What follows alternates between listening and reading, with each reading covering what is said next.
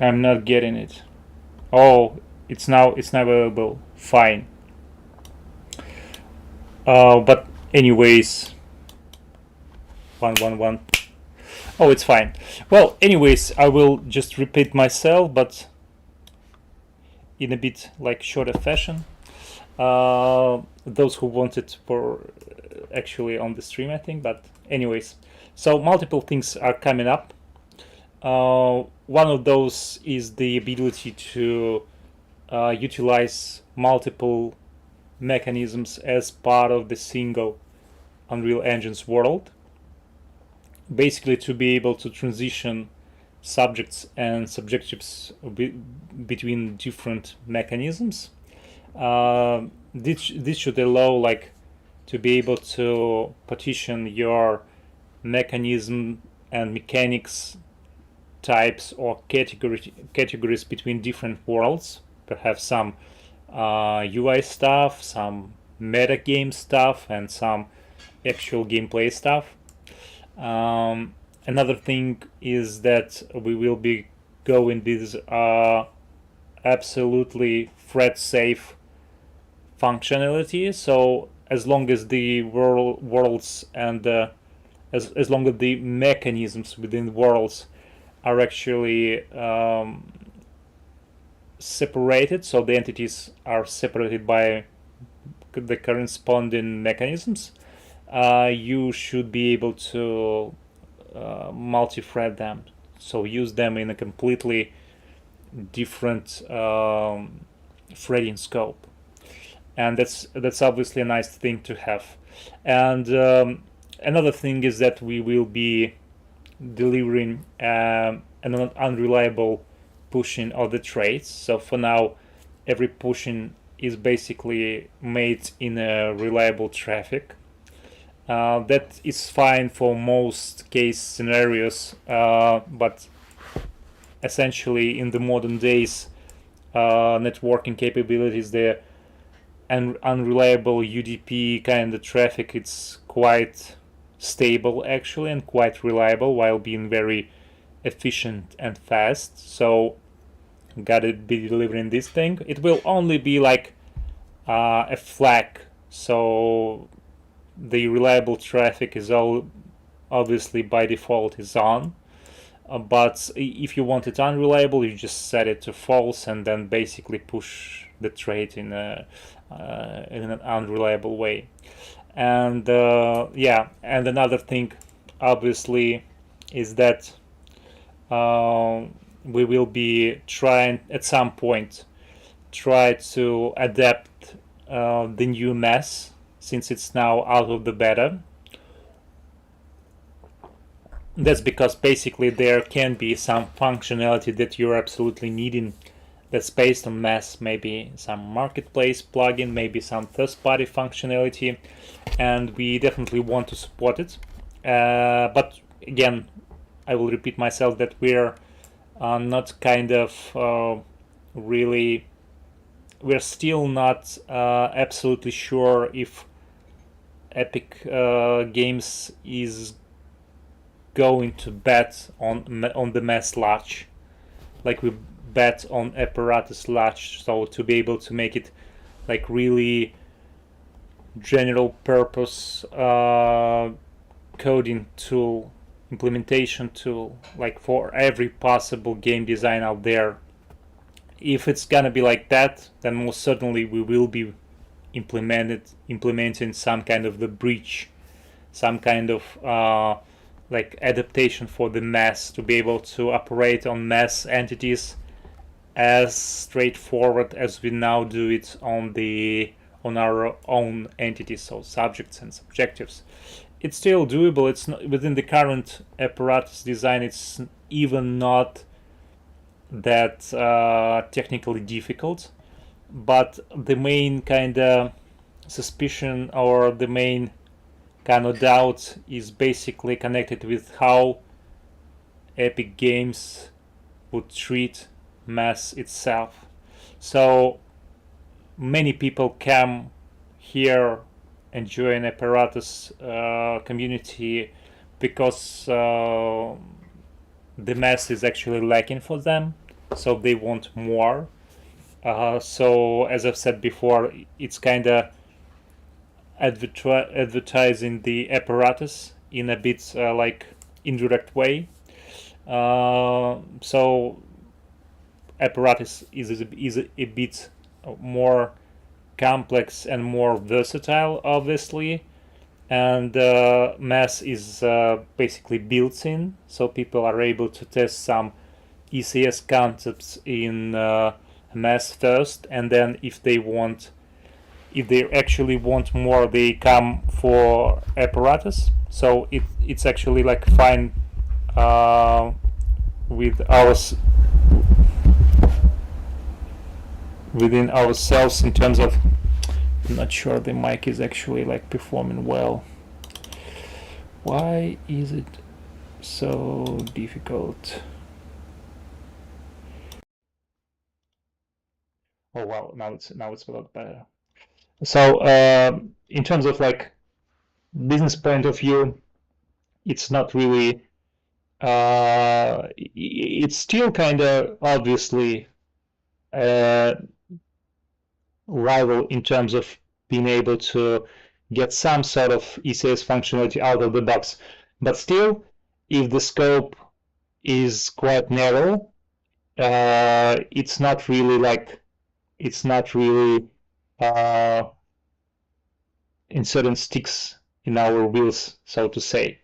But anyways, if it's going to be developed more, if more functionality is going to be based on the mass, on Unreal Engine's ECS implementation, or let's say data-oriented implementation, we most certainly be willing to make it like part of the apparatus workflow. So to be able to adapt it, to use its functionality as part of the apparatus workflow. Yeah, and what was I actually starting with is the major things coming. They're essentially connected with the deterministic workflow, so being able to implement lockstep and lockstep deterministic physics is pretty much a must. Collision detection, AI, basically every aspect of the game. So we will be coming up with our new fixed points implementation design, and it's kind of a thing of its own. It's not really within the standards, the current existing ones, so it's kind of its own thing really. And basically the math library is coming up, and what I've actually mentioned is that with all this new functionality, with all these new scenarios, and Apparatus coming more as a separate engine of its own inside of Unity or Unreal Engine's like editor and Unreal Engine's packaging and rendering facilities, we will be actually increasing the price for the product, because basically, yeah, it's coming along. It's already came quite a long way, but as long as the functionality is actually growing and growing itself and growing its scope, not in a bad way, since yeah, you will be able to do more stuff actually than you could do before. But just what I wanted to say, it's now a good time before the major things happening to grab your license, since basically most certainly the price will be increased in the future when those major things will be delivered. But yeah, just some stuff, just some news about the upcoming features and upcoming, let's say, plans, so to speak. I would actually like be willing to accept some questions, but I'm not sure if this. Yeah, we're basically having our own member only. So if you get some new stuff you will be willing to discuss next time, just drop a message in Discord. But essentially, like every piece that was raised is covered. So we were hearing you wanted to implement some. You wanted an implementation of the multiple mechanisms per wall. We're essentially delivering it. Hopefully, it gets delivered next week. The reliable and unreliable traffic switching is also coming up. The mass kind of adaptation is conditional. So if it's gonna be serious within Unreal Engine's community and within Epic Games itself, we will be adapting it. If it's not, then there's basically no use in doing so. Apparatus pretty much covers all of the, well, let's say most of the message scenarios, most important ones at least. And well, yeah. Again, just if you need some functionality, need some support for the project that you're currently implementing, just drop a message in either channel. One more thing I would like to say is that we're actually we will be most certainly releasing all of the demos, because mainly people asking to be able to get the source code for the paper planes demo, the bubble topper, and stuff like that. It's actually strange because it's those demos they were actually made in a very tiny time spans, about day and a half maybe, and they get so much interest. But I think I will be just releasing the internal demo package like I did with Apparatus Platformer. But yeah, these kind of things, they're actually nice to have, but you should be fine, really fine without them. Just ask some questions and maybe we will be able to present you with some code snippets. What I was actually planning to do now, since people are not coming at this moment, I was actually like planning to make some Apparatus Platform changes. I wanted, again, this is kind of functional that's pretty much always testing your ECS skills to be able to implement something in the data-oriented design. And I think we will be like, just as part of the stream, just making some stuff in the data-oriented fashion. So what I'm going to do is basically open our platformer sample.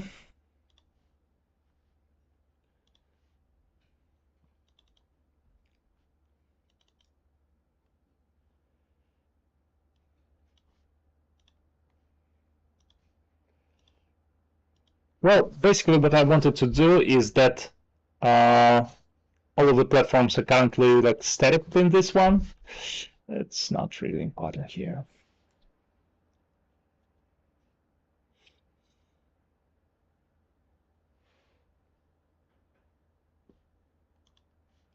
That's not needed.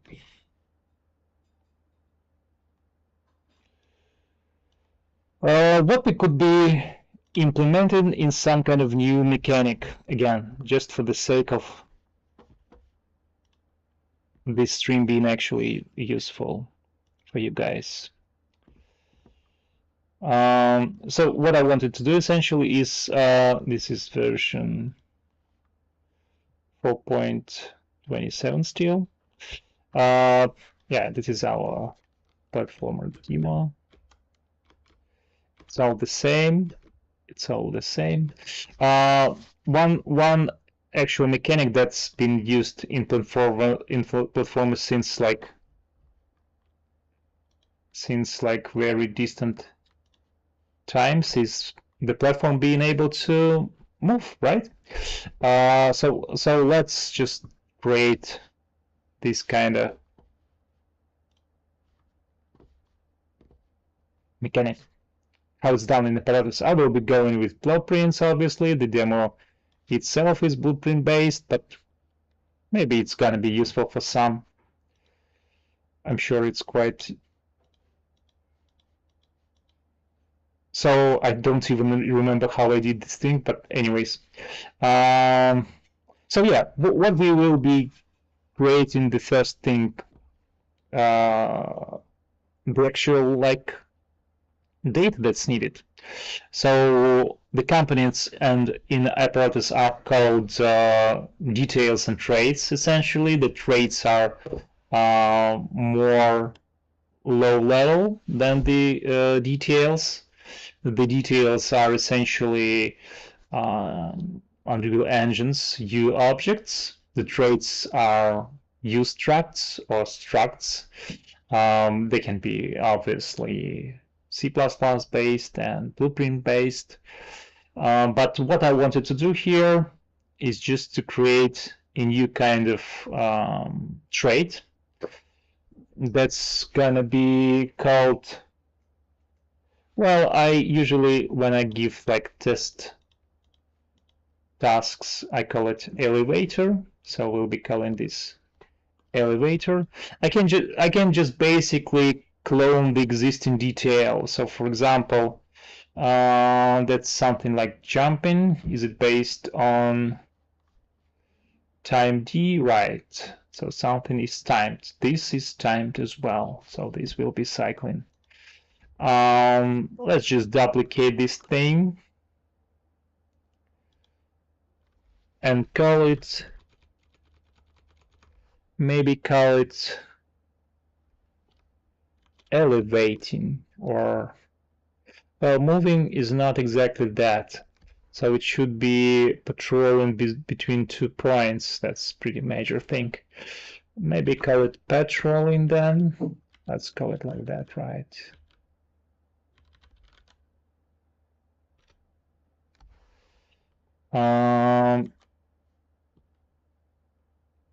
That's the name. I'm not sure this is actually correctly written.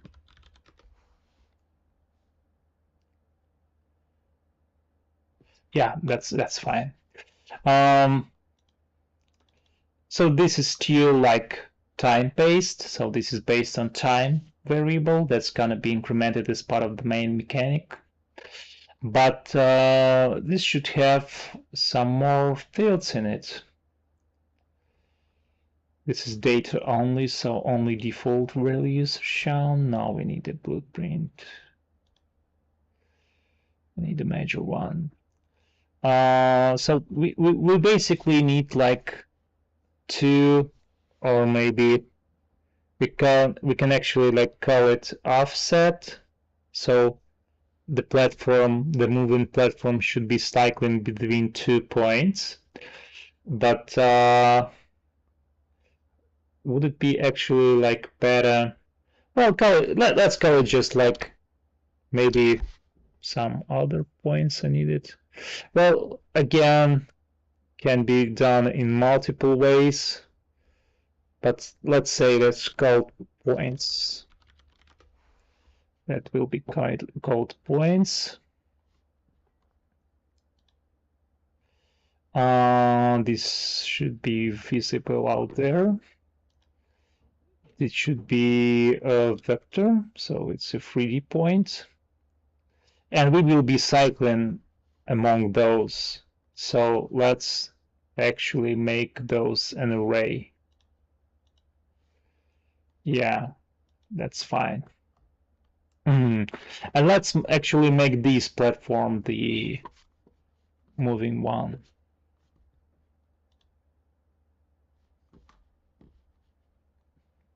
So this will be actually movable from now on. Now we will be assigning a new detail for it. It will be called patrolling. Patrolling. then some points of patrol. So this is like maybe the first point. Copy points. Now let's get some points. Paste, paste, paste. Now this is kind of the start input position. Let's now maybe make it the Z is actually the one that we need, for example. So the second one will be like 50 or so. Then will be like 40 and perhaps minus 420. So we'll be like cycling in this kind of range. Let's assume this. Yeah, we set up the data, but we haven't still settled with the actual logic. So let's do that.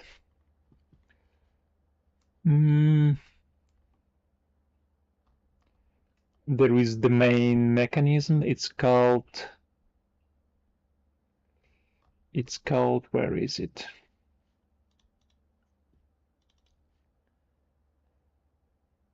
Yeah, it's part of the game mode. I almost forgot. So these mechanics, they're basically, and most of them are for the character movement, but I'm gonna be implementing the one that's just movement. So walking, walks, and moving. Add offset. Well, let's just create a new one. Let's call it like mechanic.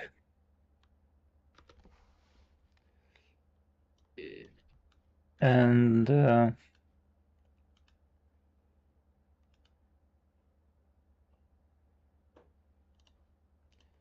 then let's make it the last one.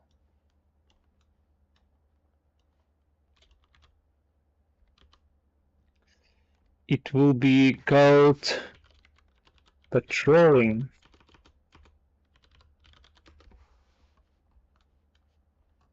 So this is the process actually. Now let's patrol.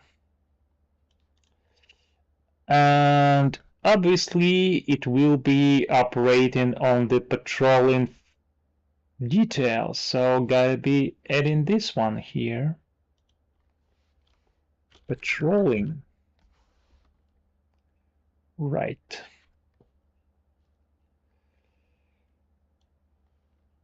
Okay, let's make it a little bit broader.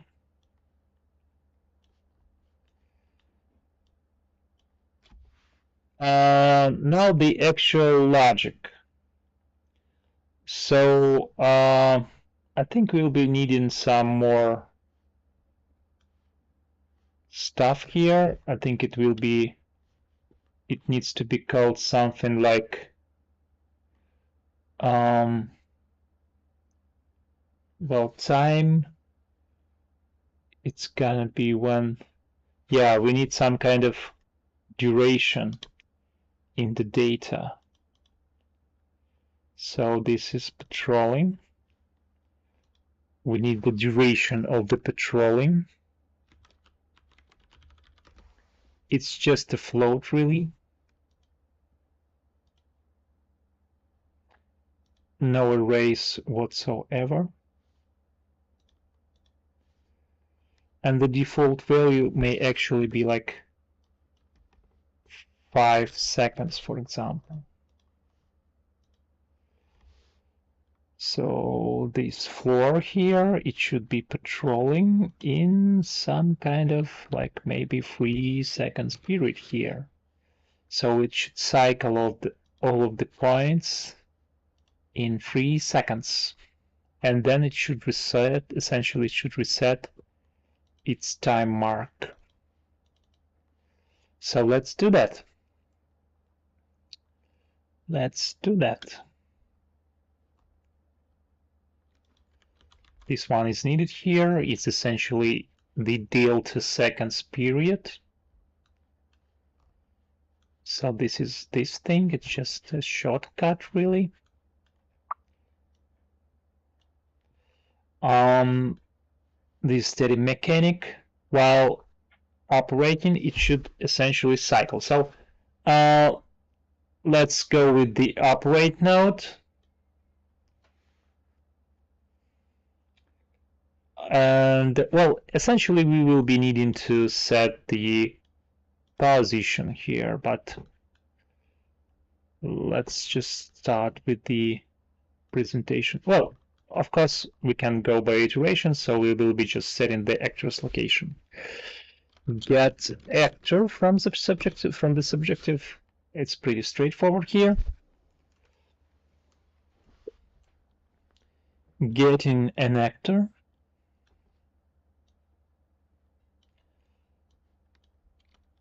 Setting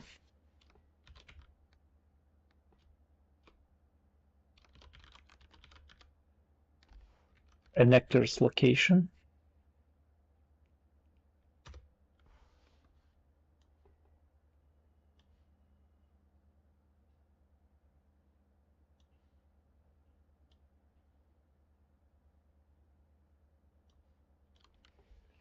Getting can we actually like split this up? No, it's only possible for the structural pins. So get points. Now we need our like time to be split into chunks. So just getting the patrolling again. Get time.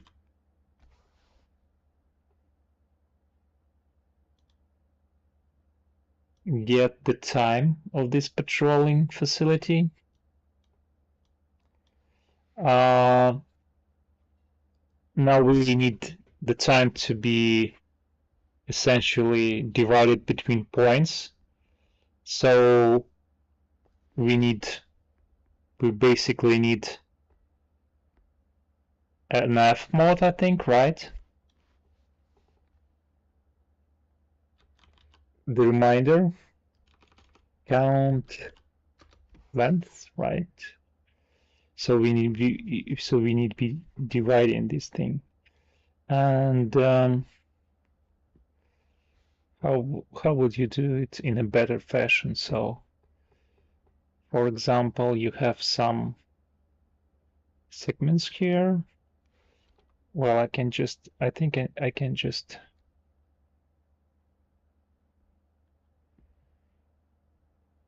create a small concept.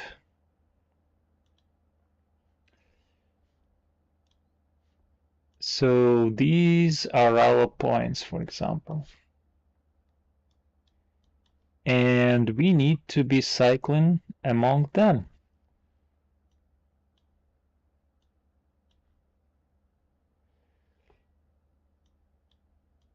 And the actual time here is again, it's basically like showing where we are at this path.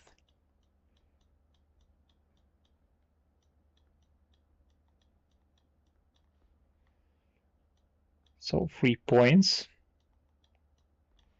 and we will be cycling among them using the time value. So this is t. So for example, the t of 0, obviously it needs to be normalized, But if it's like 0, if it's the starting, it's basically 0.0 here. Then it's sloping over to the 0.1.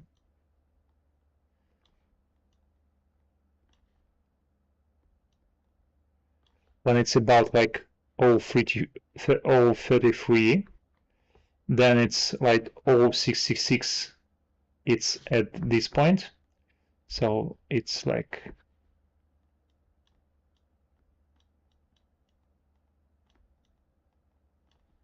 0.33 here.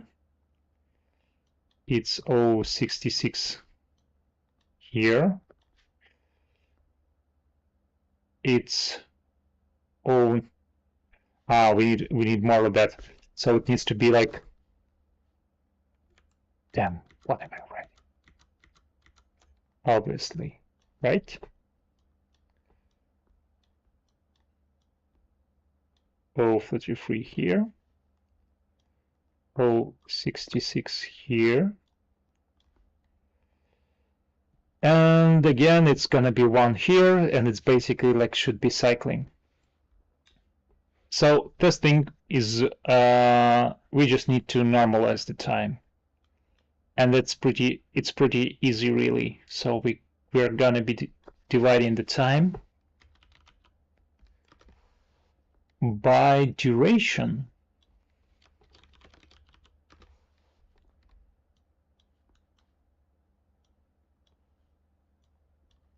We might actually not need it here, but just in case, let's leave it here for the time being.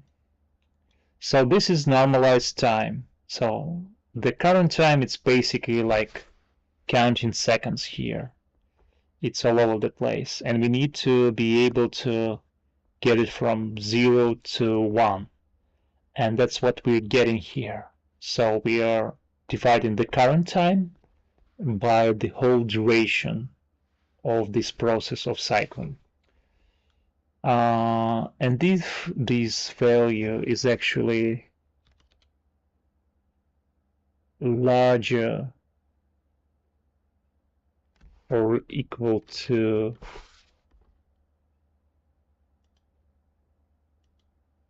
1.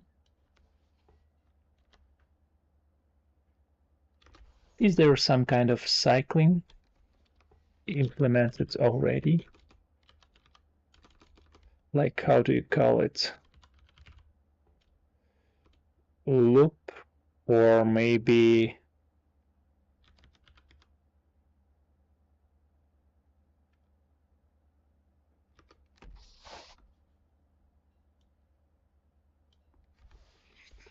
yeah, we can just do it like that. This will essentially like cycle this thing when, for example, time is much more than duration. It will still be bound between 0 and 1 and 0.9999. So the remainder is actually what we need here. Yeah, so this is essentially the normalized time here. Let's just move it here. Oh,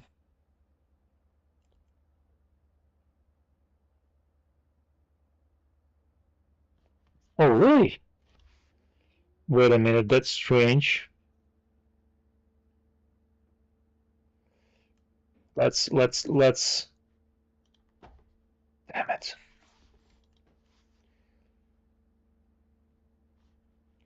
Let me just see what I'm writing currently.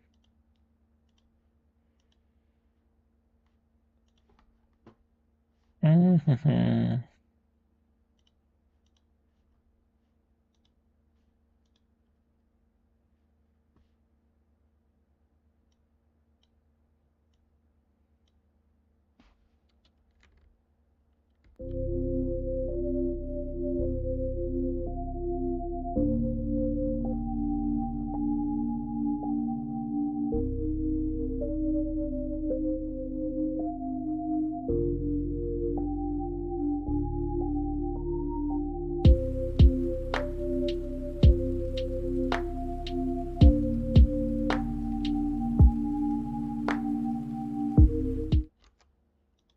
I don't get it. I don't even have sound right now, so it's pretty weird. Why?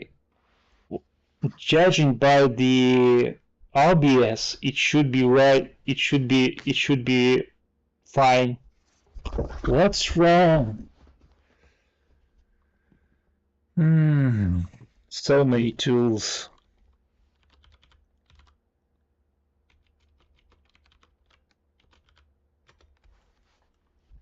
Because there is this thing,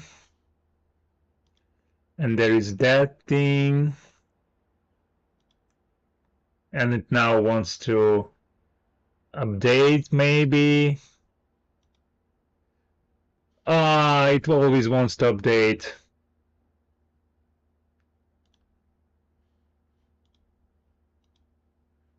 What, uh,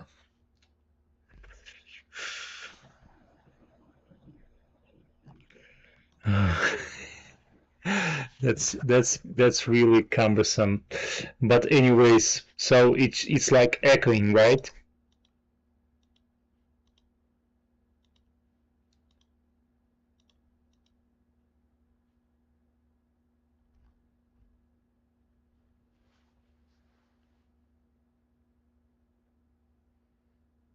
Really? So it was fine before, right? What happened? Is it like yeah, there's some kind of delay. I can see that, so it's about like 10 hundredths of milliseconds. Yeah, it's not really good. Let me just maybe decrease the bit rate.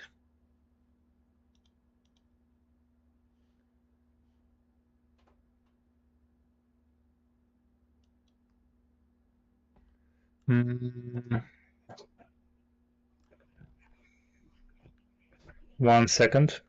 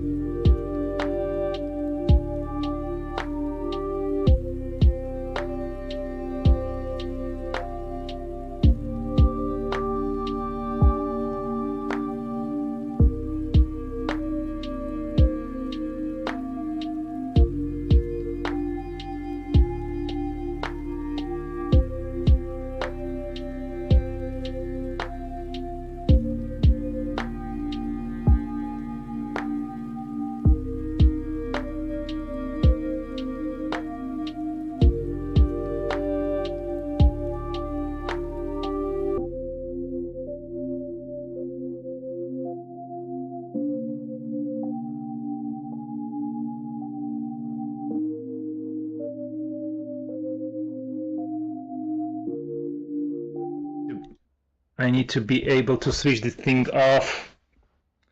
Is it fine right now? What do you say?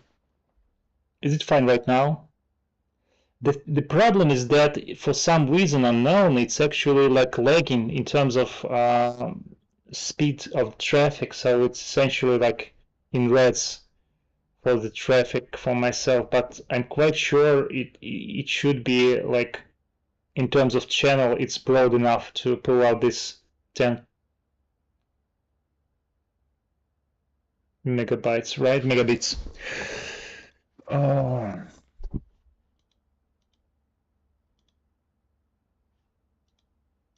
let me decrease it to like 8K.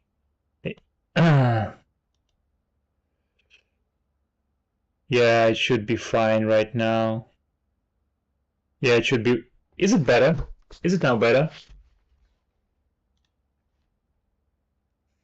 122? Frick? What do you say?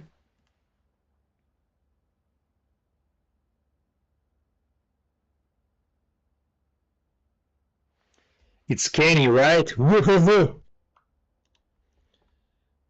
I see all sorts of stuff is. I mean, those kind of those first party utilities, they're pretty much they get in the way. 111. What do you say now?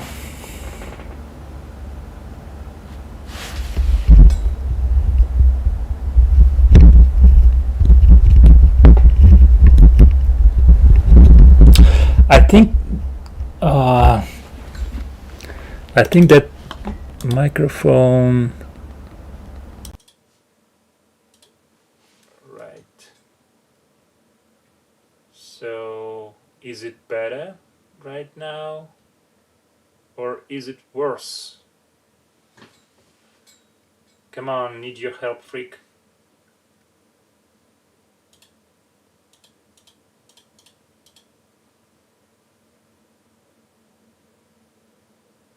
Okay, alright. Alright.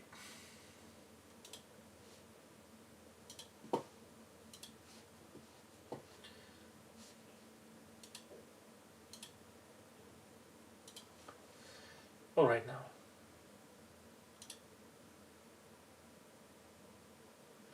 It's a low volume. Well, it's I don't get it. Okay, if it's like that, is it fine now? I basically increased it in equalizer.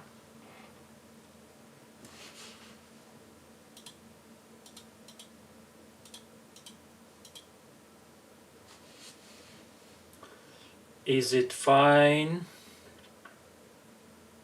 buddy?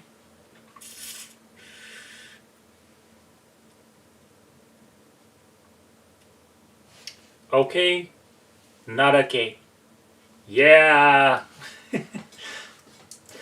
So yeah, sorry, I should have actually like assessed it beforehand, but yeah, those streams they can get nasty. But this armor crate, it's uh you don't see it, but the horrible thing is that you can adjust the settings here, but it just wants to update, and it always needs to update.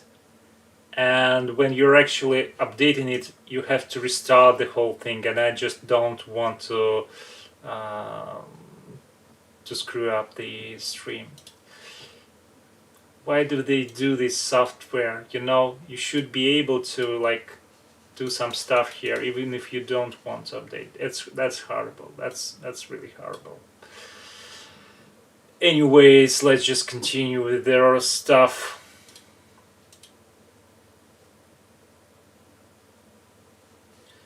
Yeah, there is some static background. Really? Oh, really? Mm. I know. I get you. You're actually like not really minding this stuff, but it should be. It should be easily. Well, first of all, the gain is not needed here, but the noise suppression is fine. Yeah. So this is what this is what it actually, how it's supposed to perform. So now filters, and just a little bit, of gain, just a little bit of gain. Really? Yeah, that should be fine. That should be fine now, freak. All right then. If something is off, you know where to post it.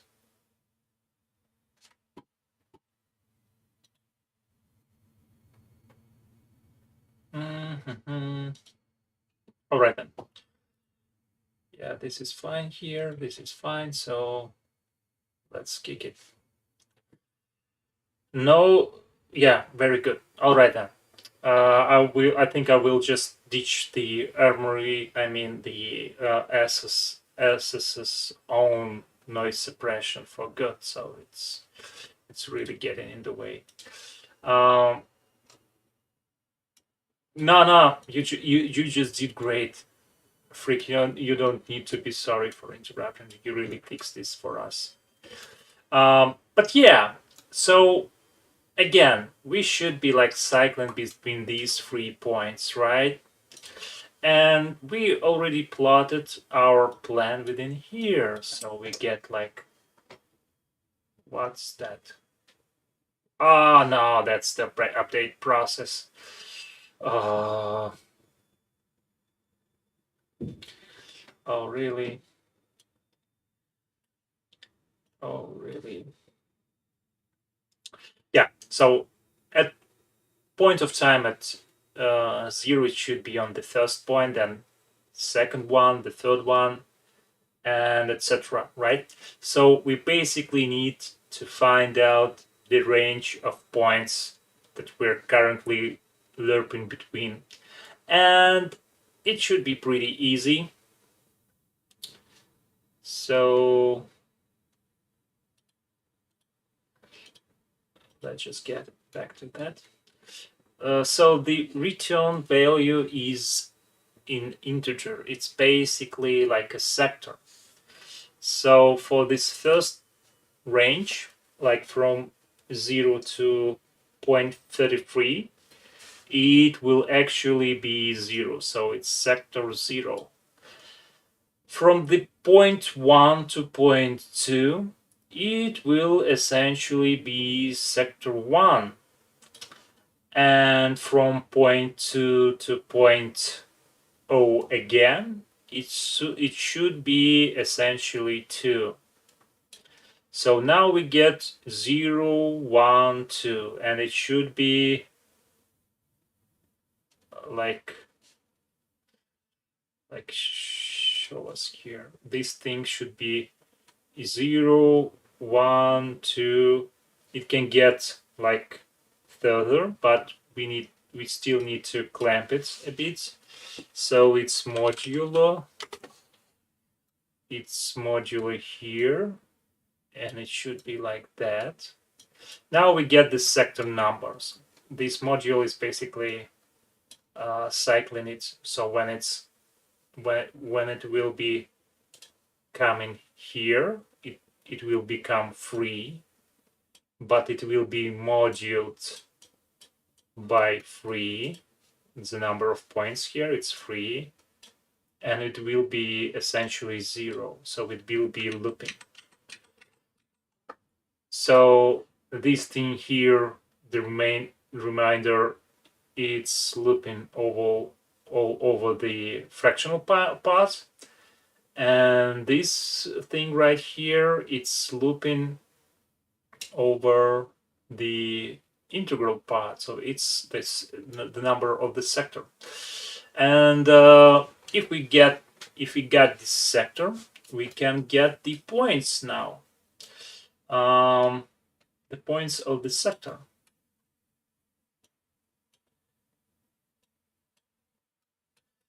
So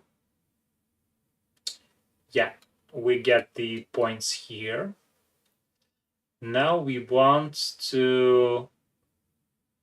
basically want to get the first point and the second one for this sector, and we will be lerping over them. How do you call it? Get. We basically need a copy here. So we will be getting this one, these points, and this is the first point there that we will be lerping with. We need the second one as well, and it will always be the current one plus one. The current one, for example, is 0. The second one is plus 1. It will be 1. Same for here. 1 plus 1, 2. 1 plus 1, 3. That is O. And we need to cycle this as well. So one more modular here.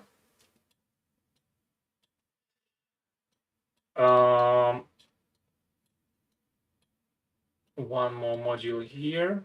Again, this length is here, but only this time it will be return value plus 1. All right then. This will be the next point. So we got ourselves 2 points. Now we will be able to set the actor location. Just lerp between them. Vector A, vector B. And of course we are already like having the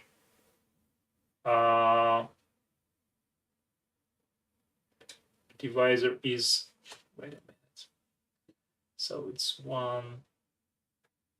I will be maybe needing to revoke this, but the reminder is here.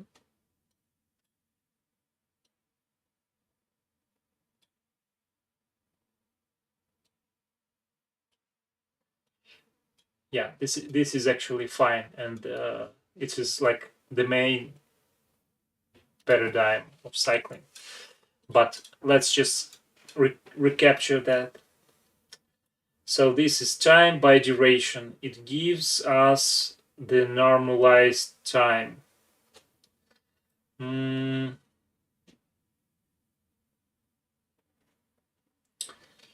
normalized time should be then divided by the number. Why I'm so dumb right now. So we need to be getting like 0, 033, and we need 1. So we need to divide this one. Wait a minute. Shouldn't it really be like this?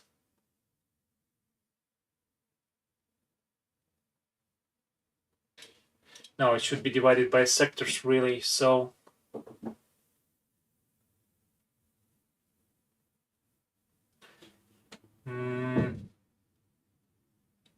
so 1.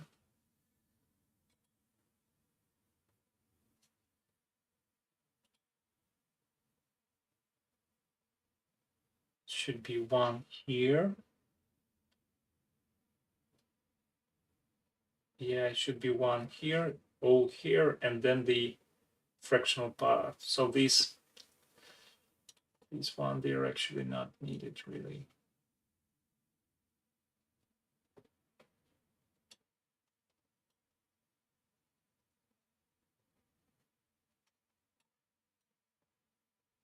These got no use.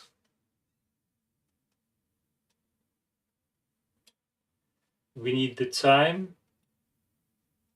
We need to like the time for a single period, and that's basically duration divided by the number of points. That's what we need. So this is duration divided by the number of points. Why don't you want to allow?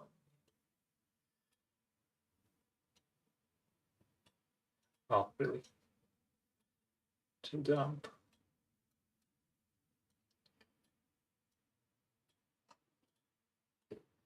Yeah, so we will be coming with this value here, and then this is it, and this is it.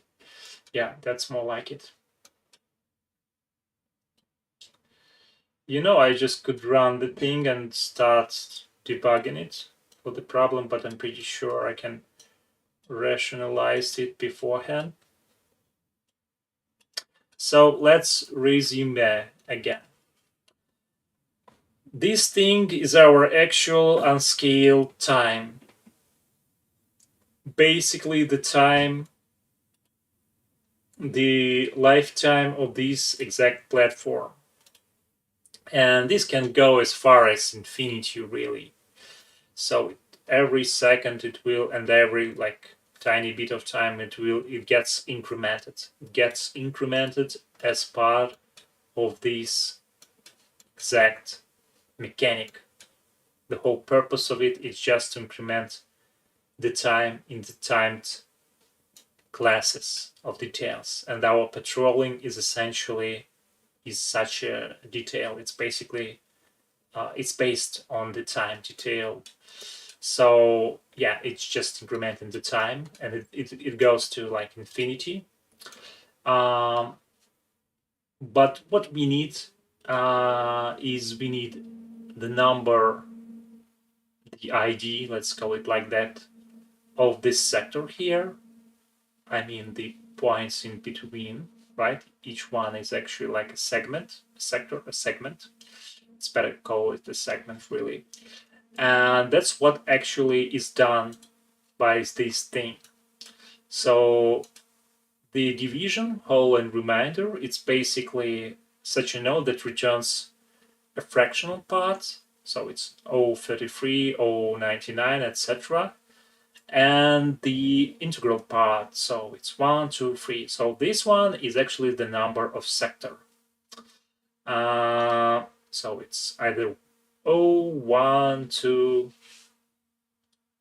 and yeah, it's basically cycled with module, but we get 3, 4, 5, 2, and etc. And we also need the fractional part, and I've already said about that, but we will be needing to, like, if the time, let's plug the time here. I will make it a little bit more hard. So this is a time.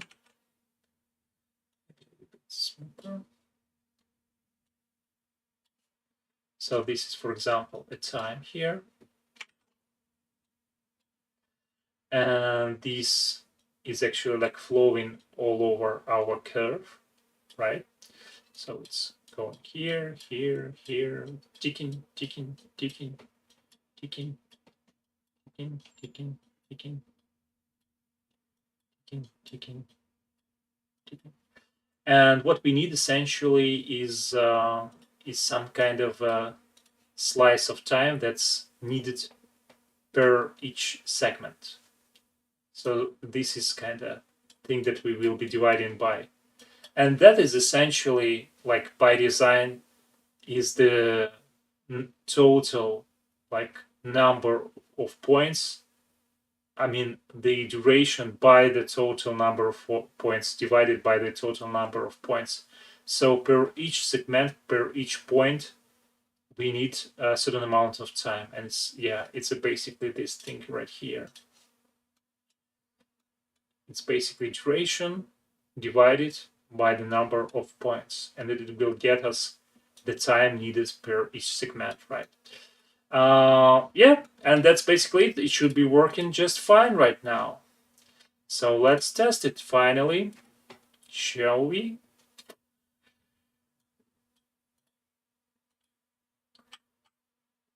And it's kind of Whoa. Whoa. Whoa and whoa. well, it's working, but not in the way we actually wanted it to work, right? But we will be getting there. But you can see that essentially it's kind of stable. I mean, we're moving to the same platform as you see, so it's working. But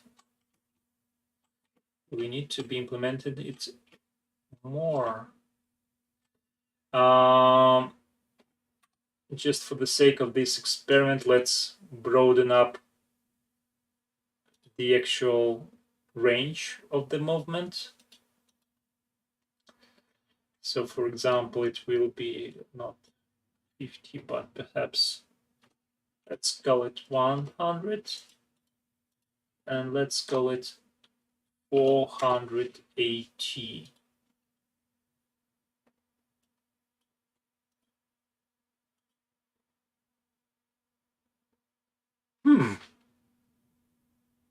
It's actually not doing any of the segment right. So 1 second. I'm gonna grab some tea and we will continue.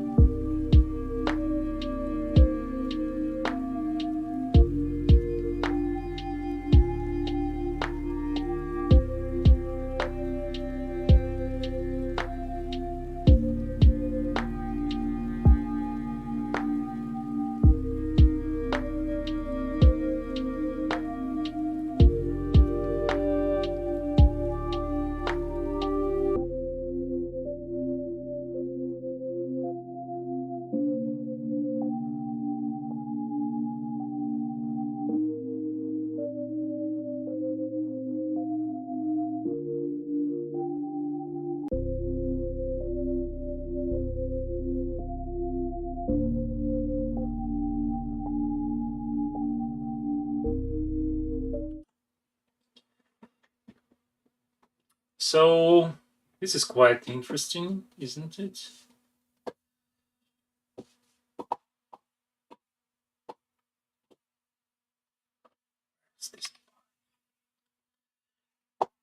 Yeah, so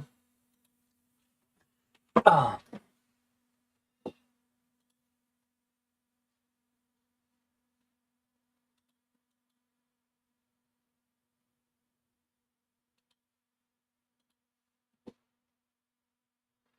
let's think of it for a moment. What shall we actually do? Like maybe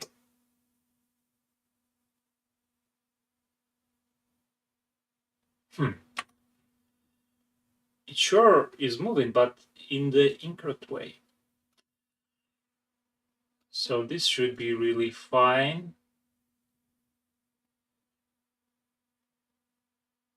The time by duration, it's actually should be fine.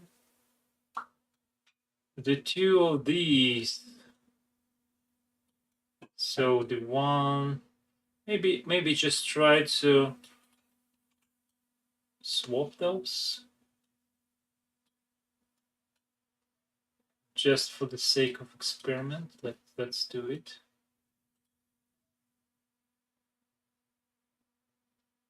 Now,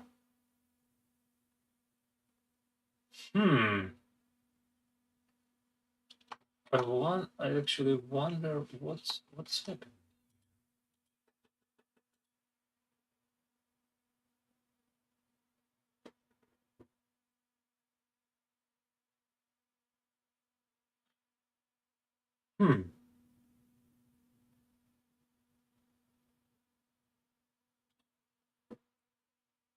Something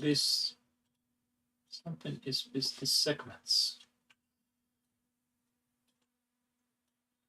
Let's plot it out again then. This one is really fine. It should be stable. So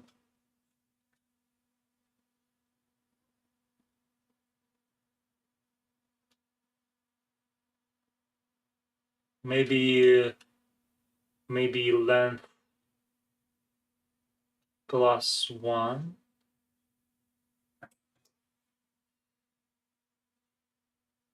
Now it can't be. Is it like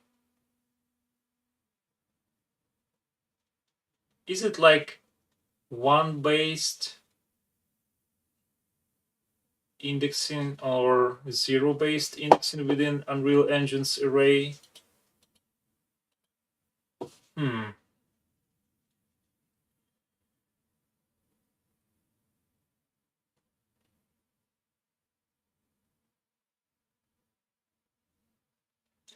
Let's just Google it.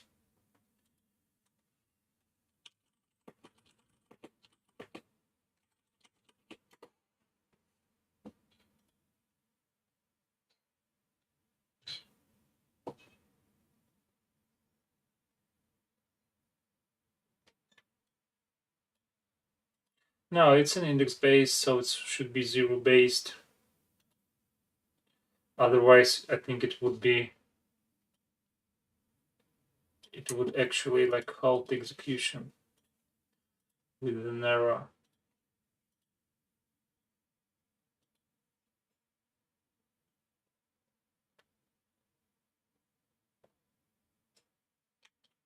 What's happening?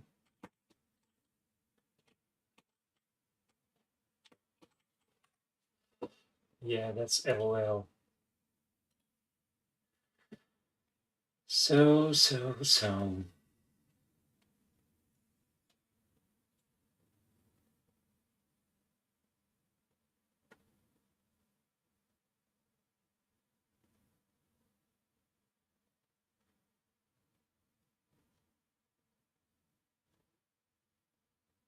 I think I get it. This and then this. Yeah, it should be like that. Right. Yep, it should be like that. So we should be really based on an already cycled point to be able to cycle it through. Right. This should be it. Let's check it.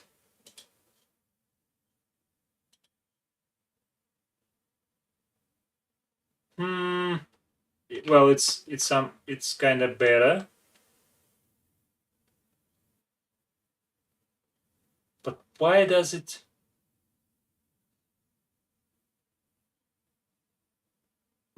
jump in such a way?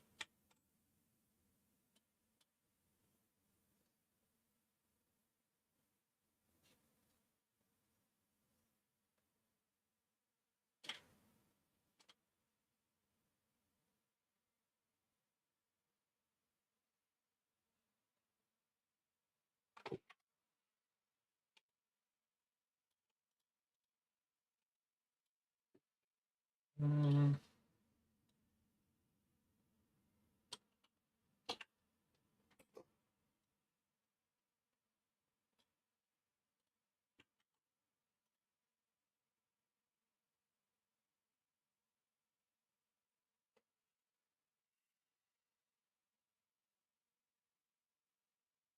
It's kind of working actually, but let's make it broader a bit further.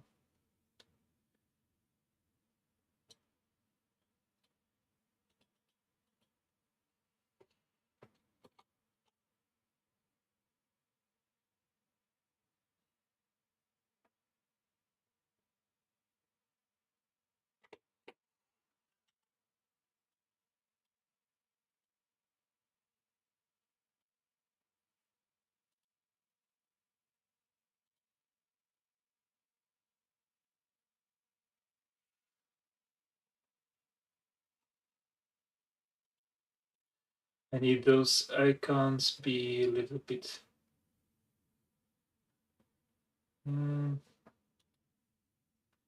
smaller.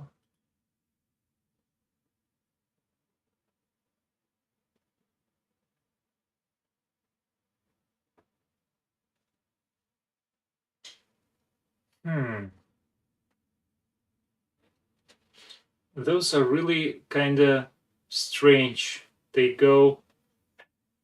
It's almost like they go too far always. So they're kind of lerping, but essentially like in some kind of unclamped way.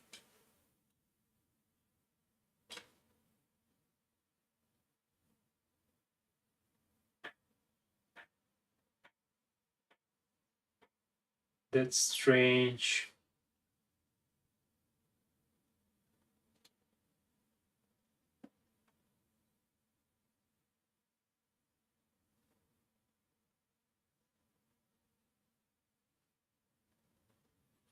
It's definitely shouldn't be like that.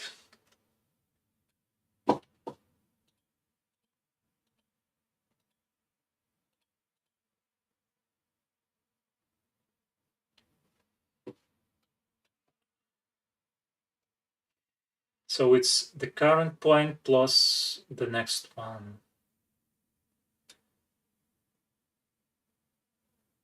No, it should be working. The current one is 0. The next one is obviously 1.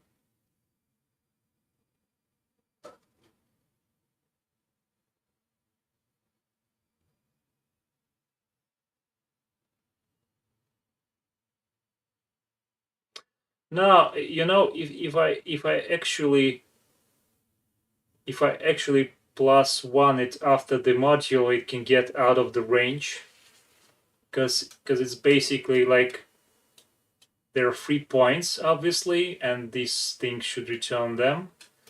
So it shouldn't really be indexed at 3 like never. If it would be indexed at 3, it would actually be, well, in C++, it would actually be a segmentation fault. But just for the sake of experiment, let's maybe do that. But I'm quite sure this can't. This will be going wrong. But let's do it. I want to see the actual error.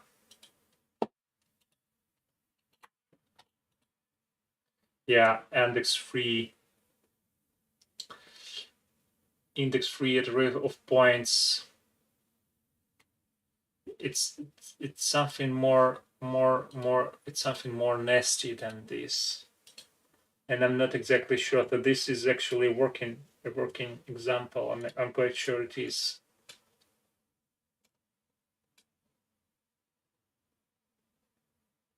Okay, let's just not waste time and maybe plot the segment that we're using. Like, let's call it print. Come on.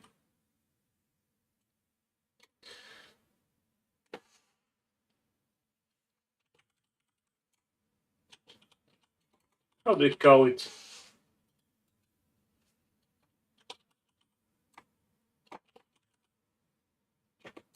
lock maybe.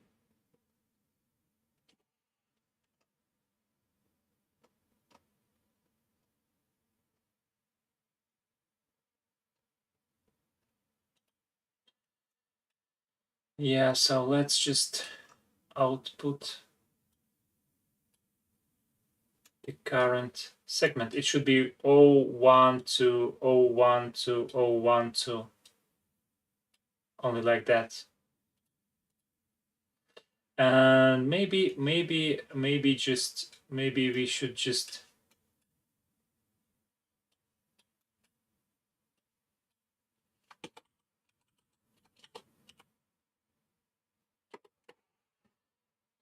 just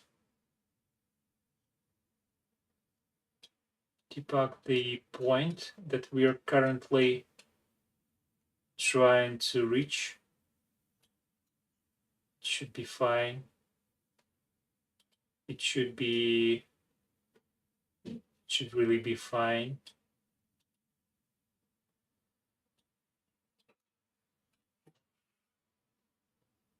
Yeah, it should be fine.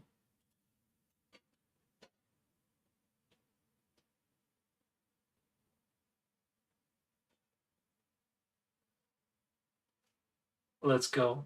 Let's kick it.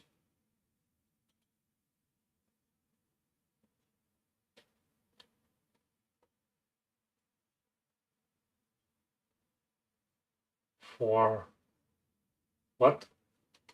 Well, it's since it's not really moduled still, it's fine. So it's like that, it's fine. But if we are modular, it should be 021, 02. I mean 012, right? Obviously 012. Let's also plug. I mean, let's also. I'm not sure exactly why the duration, right? Duration. It's gonna be. It's gonna be me.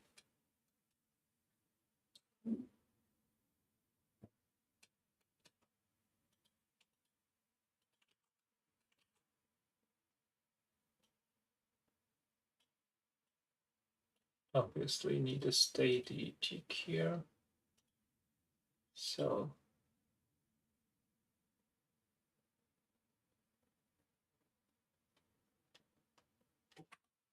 a little bit more thickness, maybe like 1.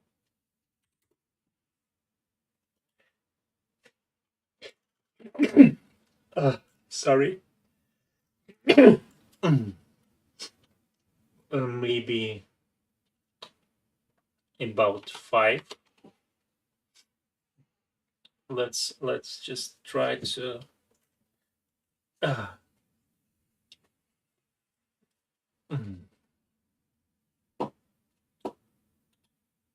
to do it in such a way.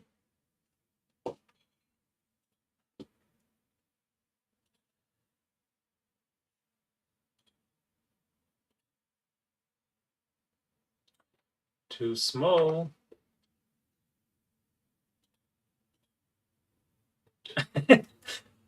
What am I trying to do? I'm trying to make things work. But essentially what I'm trying to do is make this platform move between 3 points in a totally data driven way.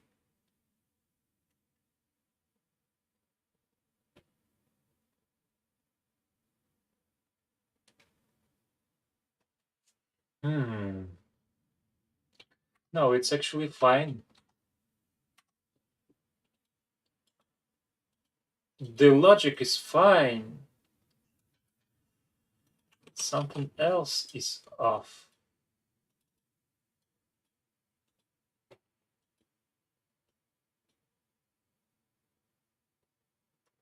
Well, the smooth motion is done in the presentation tick here. So that's where we get these steady feature factors interpolating. But it's not about interpolation really. I can actually increase the, where is our game mode?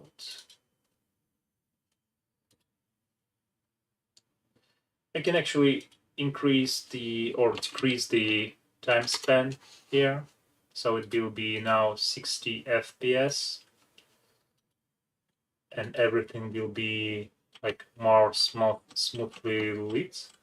It's a bit of a different thing, I suppose. I mean, why we don't this point, now this point, this point. So it's a triangle. It's a correct triangle, but it's the interpolation itself is wrong. I mean, why does it come after? How can it possibly come after the points here? I'm not really getting it. But we'll see. We'll see.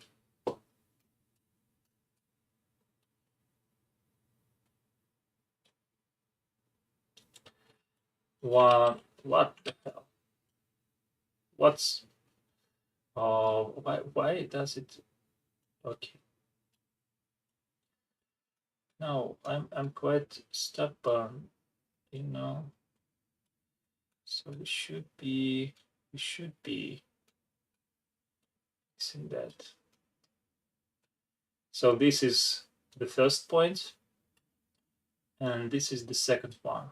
So between two those, let's make it. Guess this was red. Now this is purple. Right, red and purple. So between 2 points, we just lerping, right?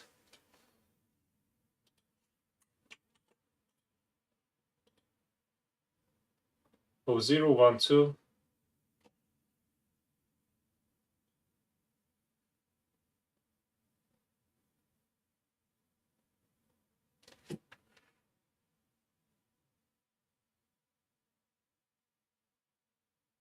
That's strange.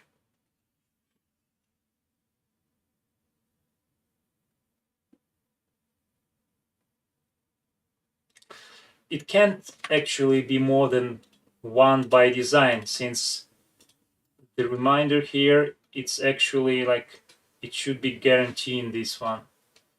But of course, yeah, but what the, what the,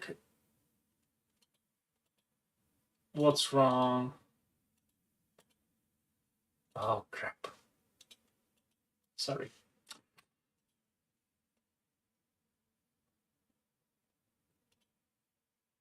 It just blacked out for myself.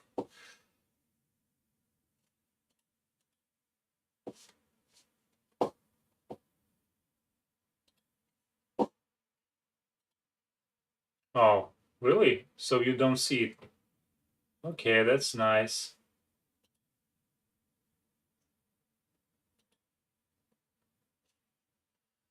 That's really nice. I'm essentially getting black screen here, but which you don't see. Yeah. Okay, I'm gonna just relaunch the thing.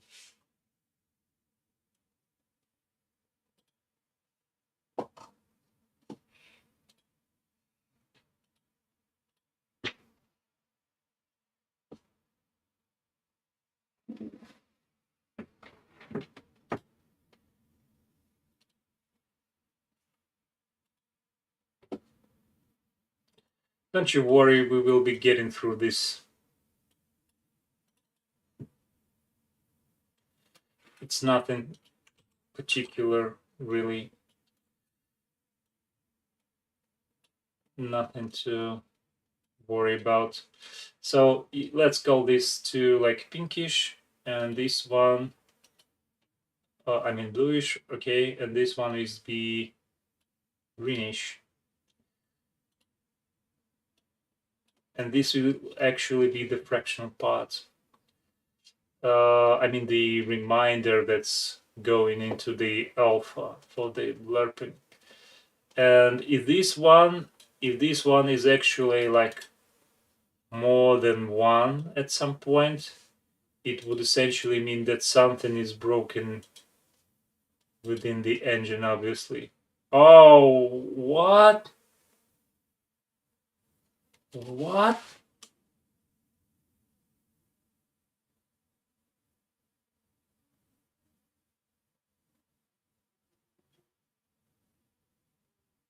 What the?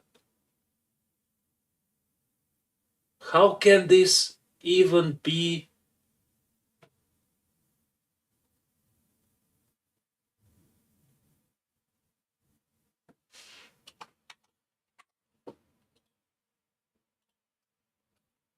What?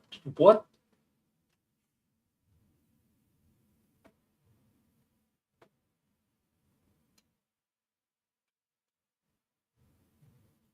How can this be more than one?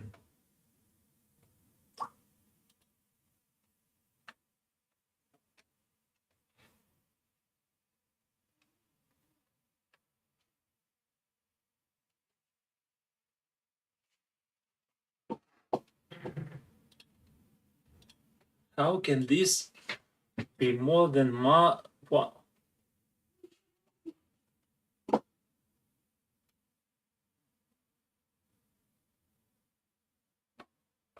So I get it. I get it.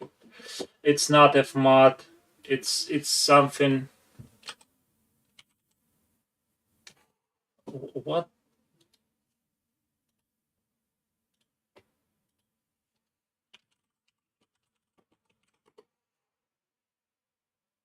Not this.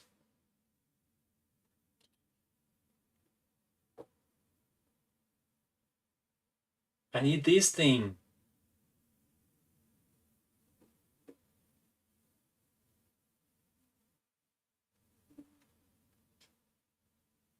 I need this thing. Freaking thing. Thing. What's going on? What is this shit? Sorry.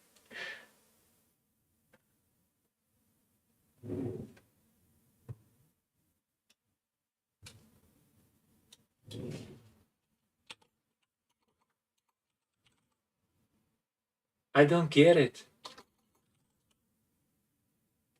Ah, it's this thing. Oh, I get it. I get it. But we need both the that's so lame. All right then, doing it by hand. We need to normalize the reminder as well, as it seems. Never seen this kind of invention. Oh well. So, yeah, this should be it. This should be it. We don't no longer need these. We don't longer need these. Everything would work just fine now.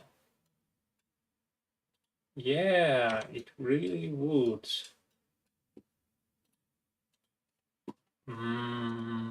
I've never seen such thing before, really.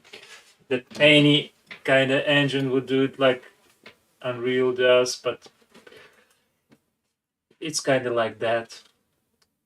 Yeah, and it's fine right now. So it's a moving platform, but we can actually see jerking a bit.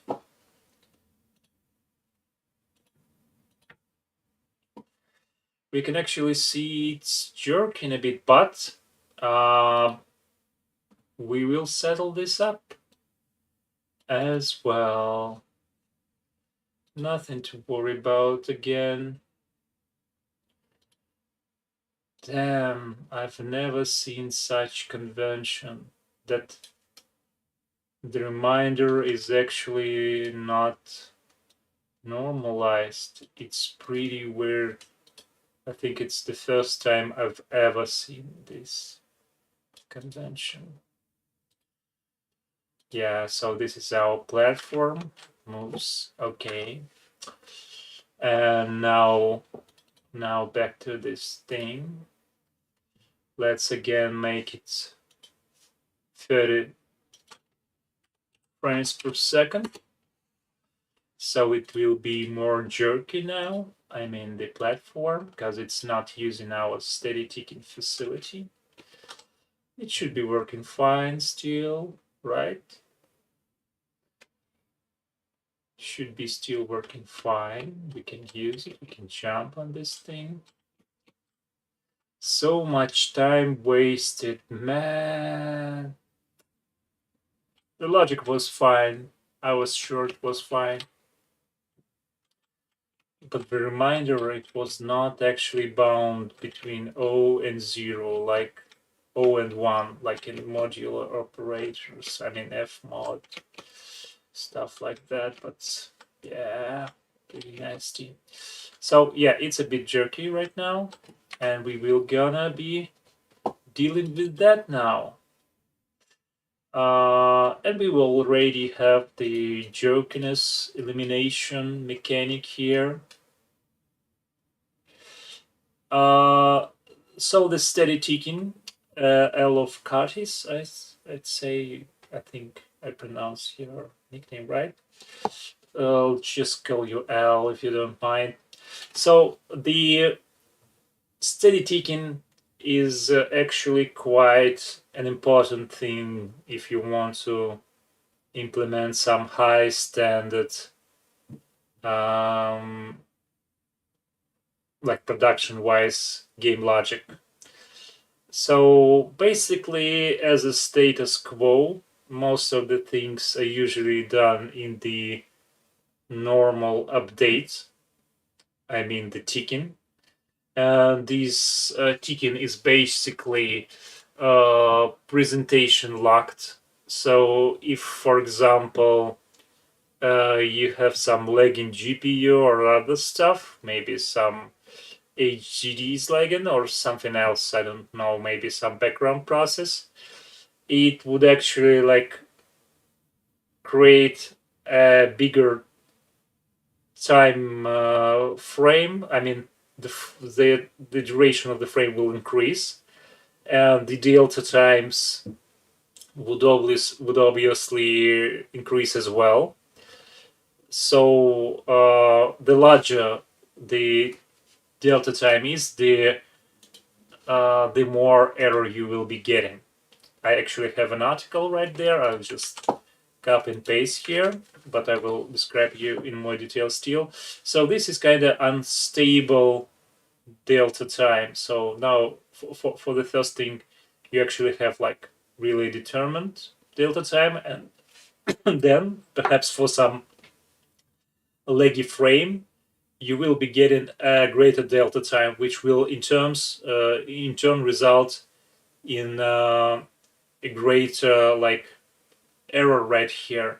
Obviously, there are some tactics to decrease this kind of segmentation. I mean, just being able to gap it somehow, to be able to control it somehow. But essentially, these delta time, they're kind of uh, propagating to all sorts of mechanics that are based on them. So obviously, physics or other physics engine, it would accommodate for these inconsistencies within the delta time and make some intersteps, some steps between steps, some ticks between ticks. But if your game logic is based on the delta time, it would not. It would require some perhaps manual work to accommodate for that as well. So the goal of the steady ticking is to be able to provides a consistent, basically constant delta timing to or delta ticking to all of your game logic mechanics. So they will be stable no matter how slow the presentation is for the user, no matter what actual like GPU or CPU he or she has.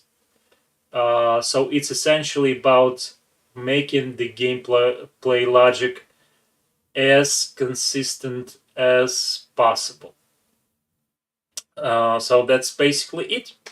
And there are some kind of issues with that, and one of them is arising because we are actually creating two time spaces.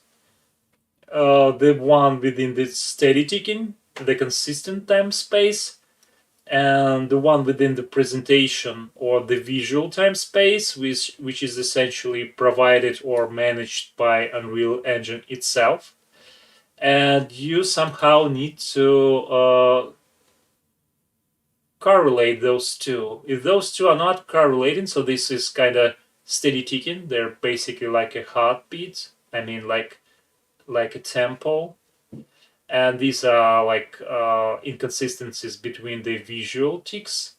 And if we are getting like too much or too low updating of the steady ticks, we will be essentially creating some kind of jerks or interjerks, some kind of really fine but still subconsciously noticed lagging.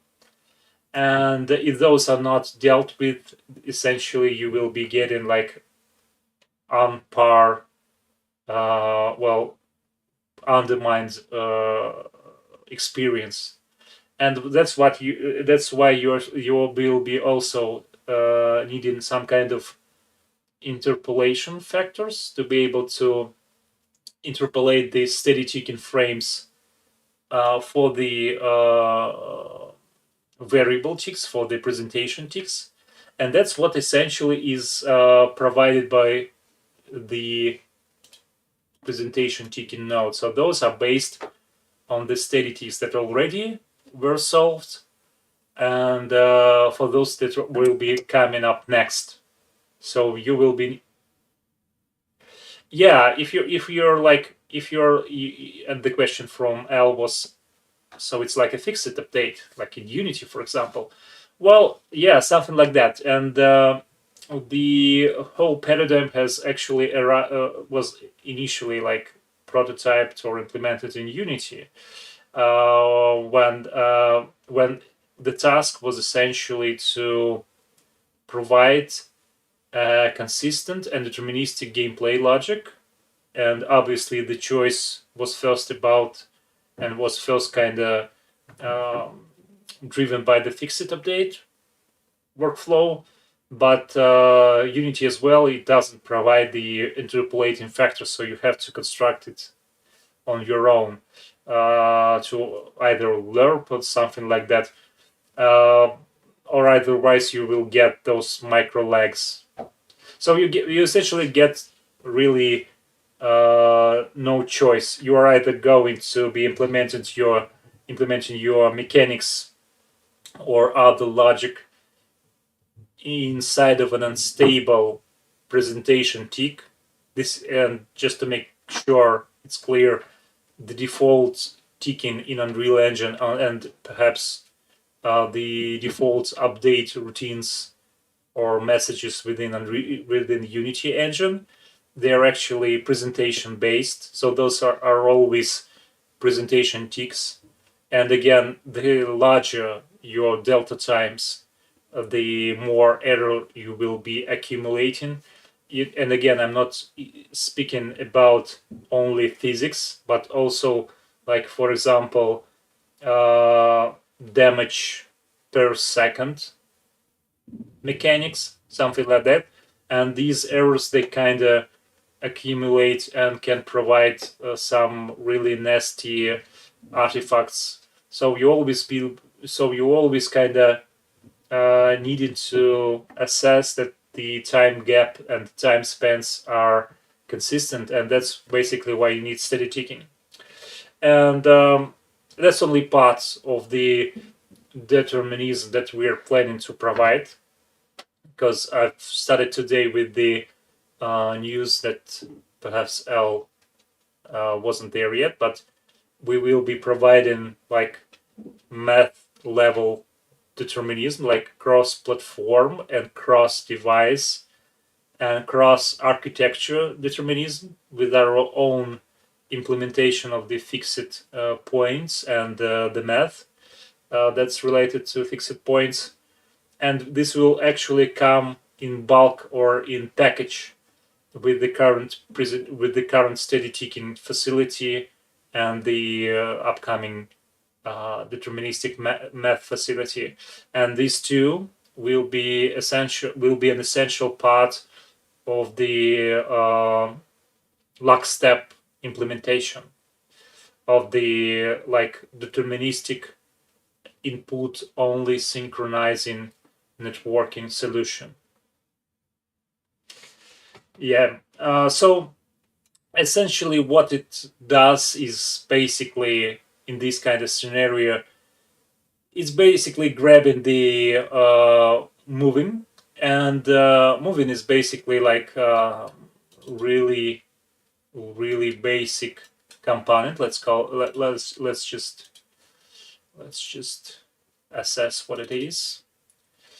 So the moving is you can see it's based on an offset. That's, yeah, so it's future position. It's a current vector location plus an offset, which was calculated like before. For example, let's see where this actually is used. So this is event graph.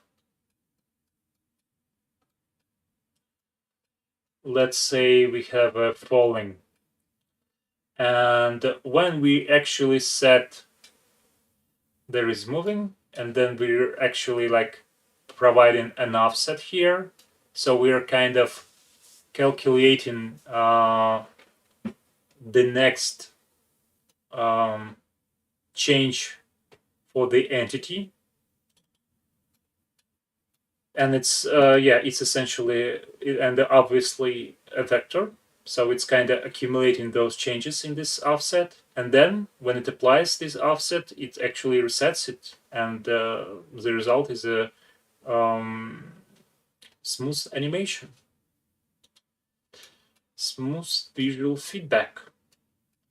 You should be really investigating the apply offset more thoroughly if you want to know to, well, it's basically kind of standard implementation. It's not part of the Apparatus framework. It's part of the Apparatus right now. It's not really even part of Apparatus right now, so it's part of the sample project, and you can come up with your own kind of implementation scenario if you're gonna be using the steady taking flow.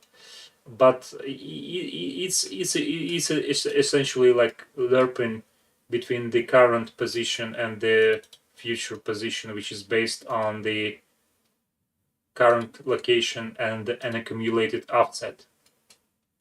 It's it can be a bit overwhelming at this point, so because you may thinking, why not just set the position in the first place? But you essentially have to try and do it for yourself and see it in comparison with this flow. So the default one will be less stable, or will be stable but tiny jerky. Will tiny jerk, let's call it like that. Will provide some jigginess for the motion. Yeah, that's basically it.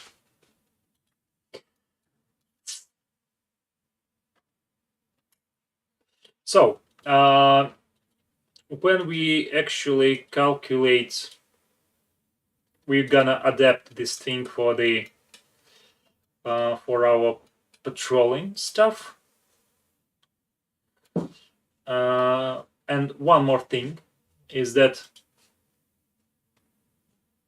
when we are doing, yeah, you can actually ask some other questions. I will just continue with my routine.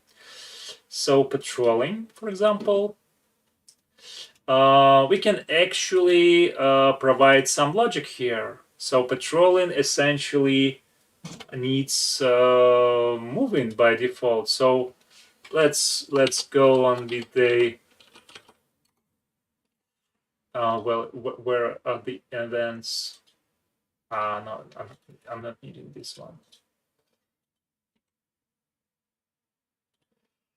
On activated. So on activated, we're actually needing to be adding a detail. And this detail get owner. So everything that's patrolling, it needs to be moving, right? So that's essentially what this method does, what this callback does. This is subjective.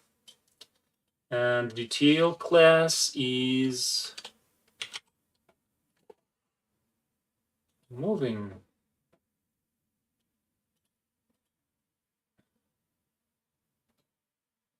That's it. Now every patrolling entity, every patrolling subjective would always have a moving detail within it. So we can always get a new detail pin here and just specify moving. So this steady mechanic, because it's basically in the rooted within the steady tick, our own custom ticking facility, the stable, the steady, the fixed, the deterministic one. It now will be processing all of the patrolling and moving entities, and that's how our platform should be. And now, instead of setting the actor's location, we will obviously needing to be setting some offsets.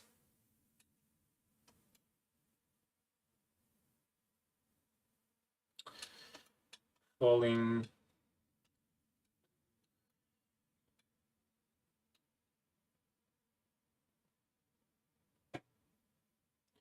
So let's just check out this falling mechanic. It's basically running when when our character is falling on the, well, it's not fall, it's in the air still, but it's falling. It will eventually fall on the ground or something like that, but it's just falling right now. So what you will be seeing here is basically like calculating the based on curve, the current acceleration, the current velocity, multiplied by delta stable or steady delta seconds, and and add it to an offset that's still being accumulated for the presentation tick. And that's what we're essentially be going with right now. I think there are some other methods even there is get feature add offset. Yeah, I think we will be using this set position because it's basically calculating the offset for us. It will be easier this way. So we will be like doing set, but internally it also accumulates to the offset. It's always accumulating to the offset. But for this exact purpose, we will be using this shortcut. No longer setting the actor location here, but essentially this thing. And that should do the trick.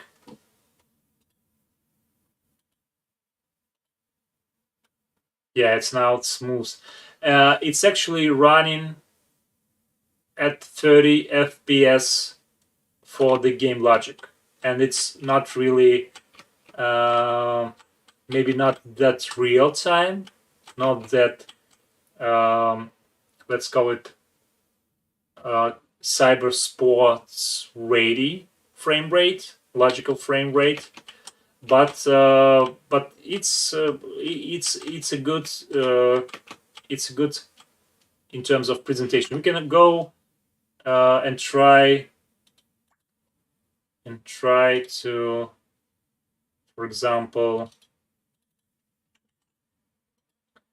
to use some radical value like 30 FPS. So 1 divided by 15, right? 15 FPS. So it's really kind of slow, but you won't actually notice right here. Everything is full frame rate. So it's running about 120 FPS.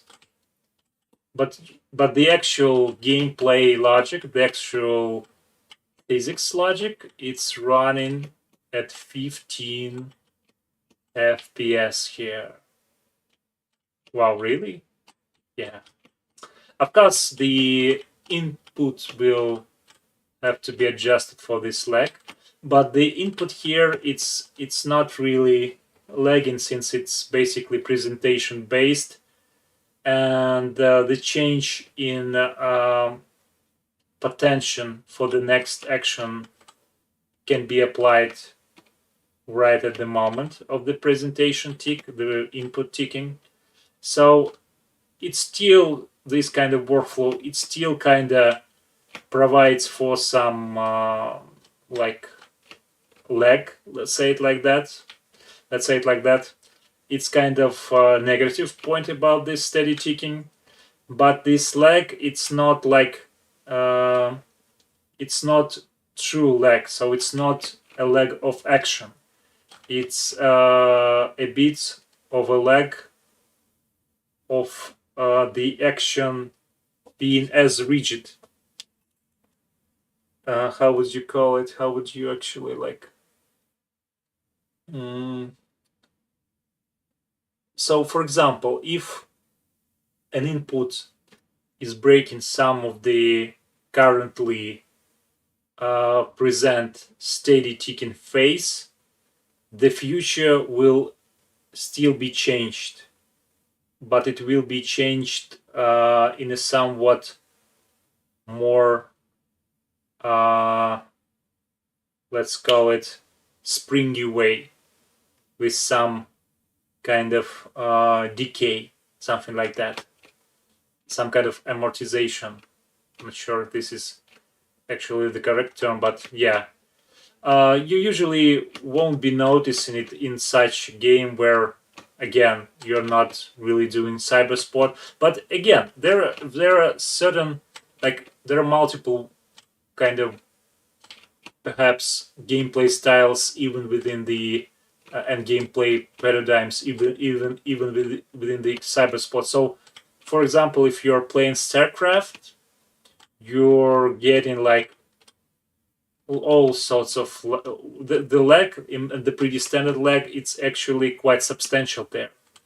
You won't be actually noticing because the presentation is showing you how you click the field, the map, how you select the units. It's pretty instant, right? Because it's part of the presentation. It's not the true gameplay that's happening. But StarCraft and other strategy games, RTS ones, they're actually all fixed time based.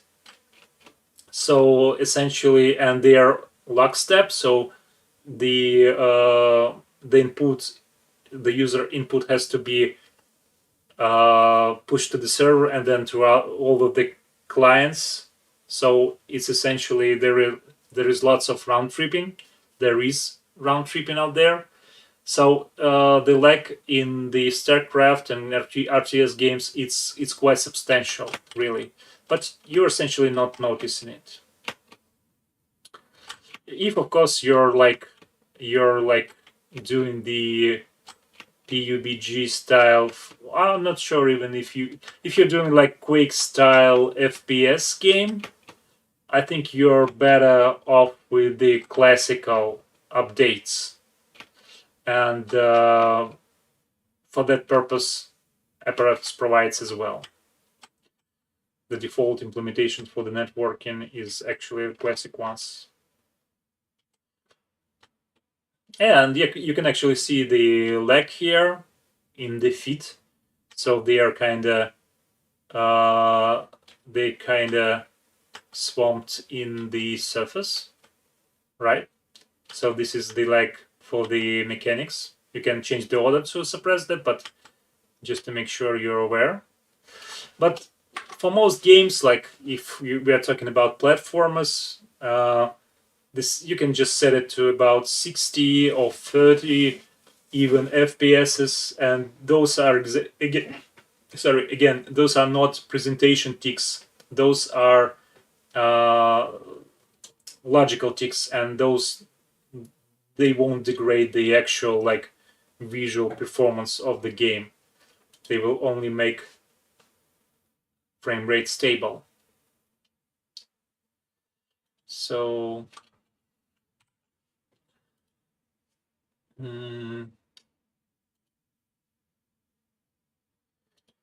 steady delta time. Let's make it 1/60. So it will be game mechanics with 60 FPSs.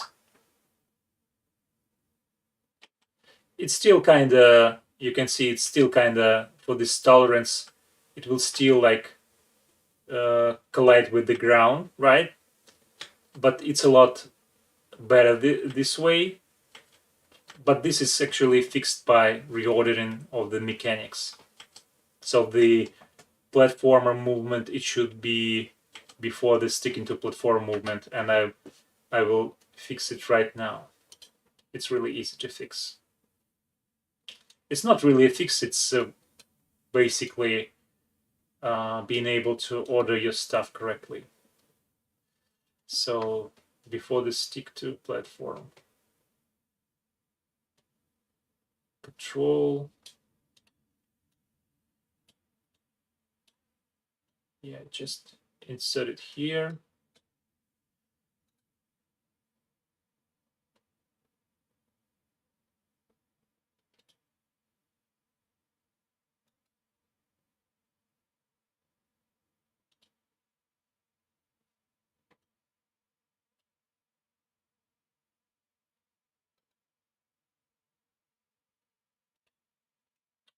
And that's it. That should fix the whole thing.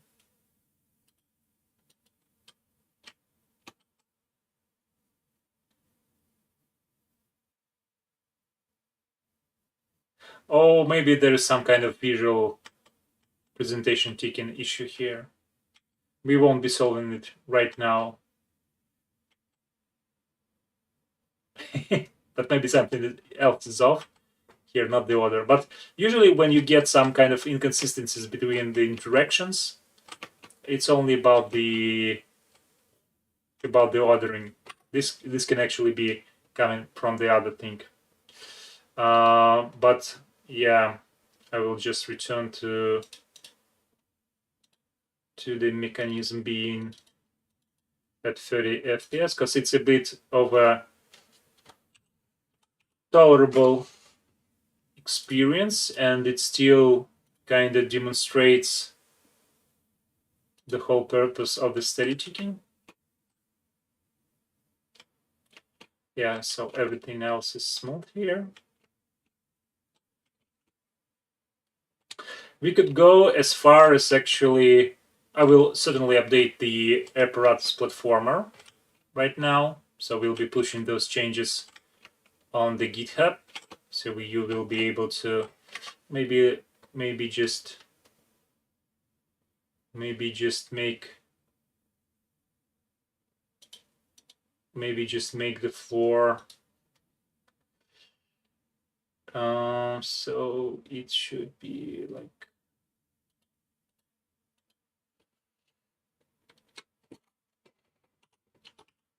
something like that, maybe. Yeah, that's more like it. Yeah, that looks a lot like elevator right now. I was not going to do that. I wanted to, yeah.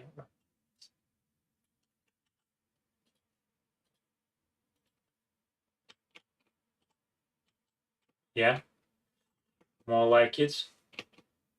And you can see it's quite versatile, right? It's a kind of plug and play. Once you get your mechanics right, you can do also stuff. You can introduce new moving platforms, and they will be just fine.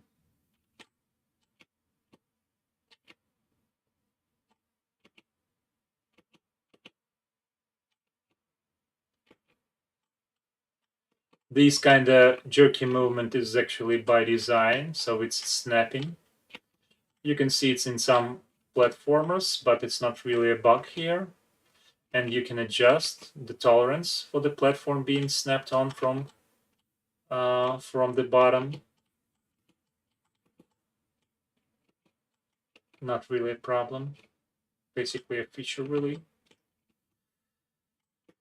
Yeah, what we could actually do next is to be able to snap to the exact relative point for the platform. So we will be like moving with the platform exactly. But I think we should save it for the next update of ours, since we will be trying to make those streams now a bit more regular. So anyways, let's wrap this up, I suppose. Al, did you have a question? I thought you were typing something. Well, you can still ask in the chat. I'll make sure to respond to you. So anyways, lots of stuff actually going for Apparatus. We will be coming with some iterative features the next week. So it's extra modularity within mechanisms. It's the new thread safety for separated mechanisms. You will be able to use them independently in the separate threads, obviously.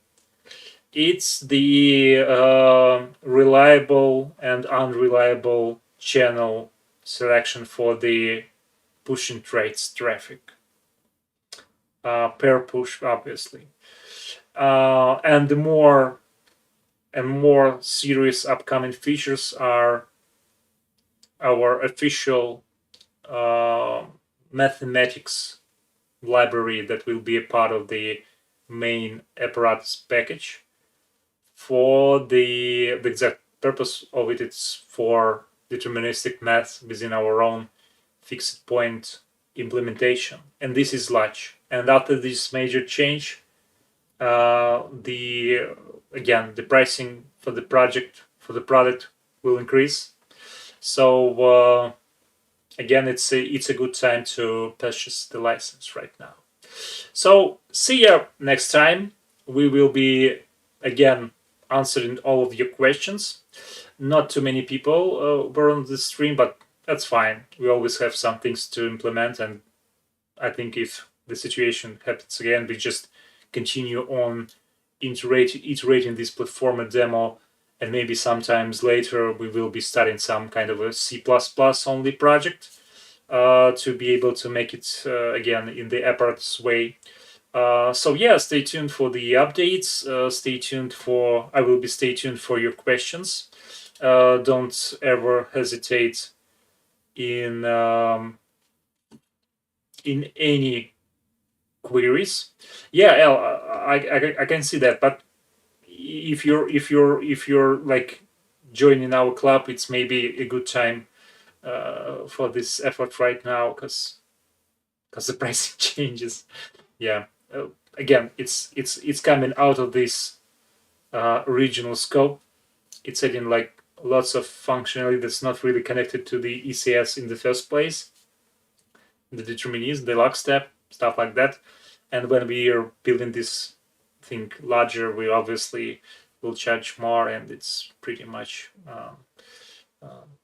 understandable, I think. See you next time, guys, and thank you for those who were with us today, and for those who will be viewing the stream at a later time. That's all fine. Really, post your questions in the Discord. Post your questions within the YouTube's channel comment section. It's all fine. I'm always scanning for this as well. And